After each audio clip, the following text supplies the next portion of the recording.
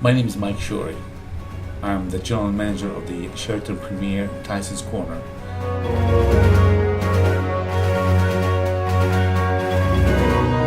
Over the years, I've managed different kind of properties. I've managed select service. I've managed convention hotels, leisure hotels, transient hotels, resorts hotels, and currently I'm managing a big convention hotel too as well.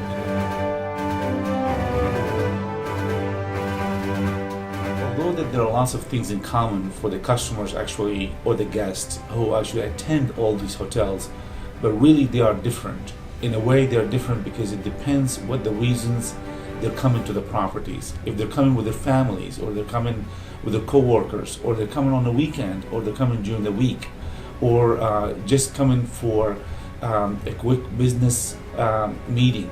So you really have to be able to understand and shift the paradigm of your staff to be able to know how to deal with the customer at that time, even though it's the same customer who stayed with you during the week and coming back on the weekend with his family. So it's a different reaction that you really do. So you've got to be able to be prepared for that.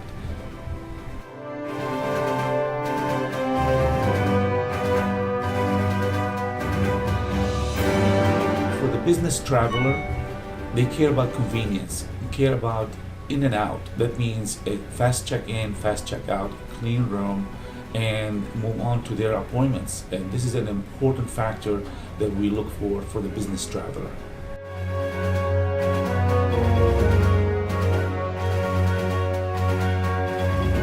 Group sales, they really come back if they feel that there were almost like no problems happened during the functions.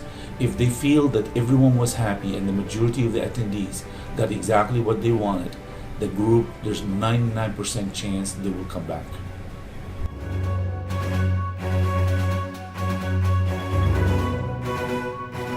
When you're dealing with the leisure guest, you've got to always think about mom. Mom is the one who actually makes the reservations.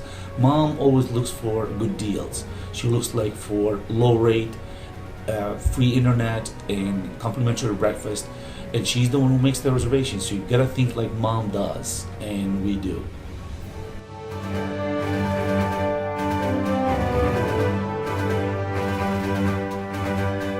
When I start going to a new hotel, three different aspects I have in mind: the investor, which is the owner; the guest, which is the one who stays at the hotel; and the employees, which is important for me to make sure that they're pretty satisfied with their work.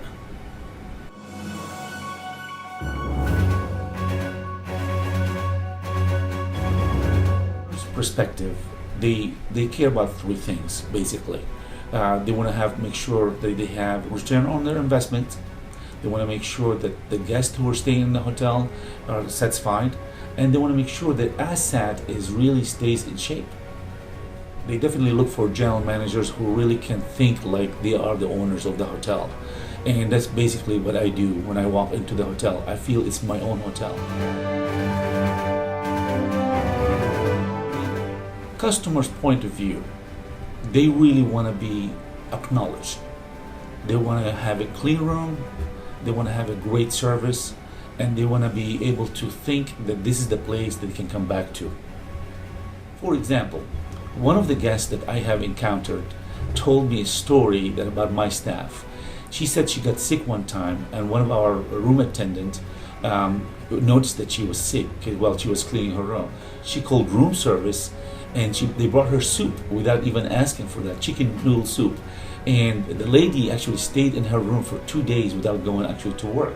Called her husband, told her husband the treatment she's getting out of our staff, and decided this is the place to be instead of going to the hospital. So for me, that is a big satisfaction. Global personalization is definitely something that we all moving toward, which is a guest goes from one hotel to another hotel, from one city to another city. We all have it on record. So we are set up for that guest to exactly deliver the way that they want the service to be done for them.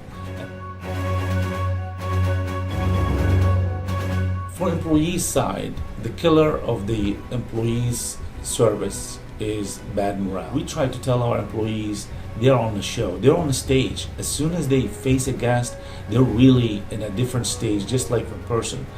Employee morale means a lot to the guest. Transparency is a huge impact in the hospitality industry. Whether you're dealing with the guest, whether you're dealing with the employees, whether you're dealing with the owner, the investor, you've got to be honest and direct and tell them exactly what's happening without any more guessing, because everyone likes that.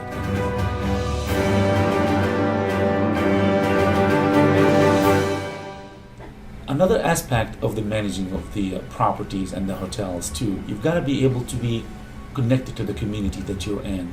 The community itself can be a big help or can be a big opportunity too as well. I have personally been connected to pretty much every place I go to, and I build great relationship with a lot of key people within the city, whether it's groups like the Chamber of Commerce's Conventions and Visitors Bureau, the Florida Restaurant and Lodging Association when I was in Florida, up here in Washington DC. I have other non-profit organizations such as St. Jude, such as the Working Warriors. We've got to be able to do that, and at the same time it pays us back being part of the community. The asset usually is a huge issue for everyone to take care of. We don't need the owner to tell us what we need to do to make sure the asset stays in good shape. Every one of us needs to think that we own the asset. We own the property and we own what we do. And if we think like that, it's just like we own our house or we own our car. We take care of them. If we take care of the asset, everyone is happy, from the guests, the investors, and the employees.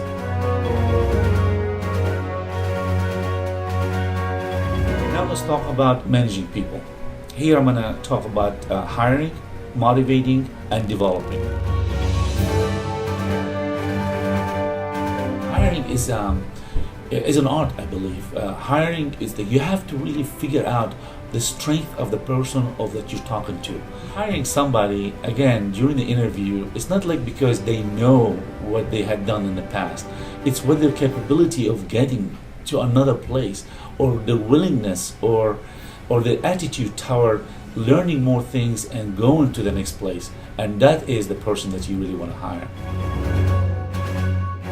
We're not magicians. Sometimes we build a team or we inherit teams that we have some bad apples, and some people that's just, they don't want to be motivated, or they're the wrong people in the team. If they can't improve, just get rid of those people, because we want to make sure the positivity or the energy still stays within the team. Talking about developing, you have to remember that we recruit a lot of youngsters, and right out of college too as well. So what we're developing is we're putting career path for them. This also involves educational part. That means whether we have to send the employee to a seminar outside the hotel or develop them here within the hotel. Sometimes they are in the wrong place. Sometimes they really literally can do a great job, but they are in the wrong position. So we've got to figure it out and be able to guide them where they fit much more, that fits their personality. And we've got a lot of those employees.